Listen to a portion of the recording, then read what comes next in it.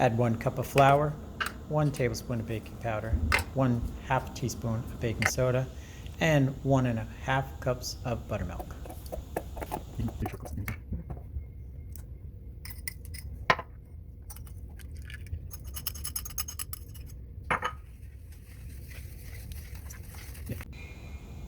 And a couple of drops of vanilla.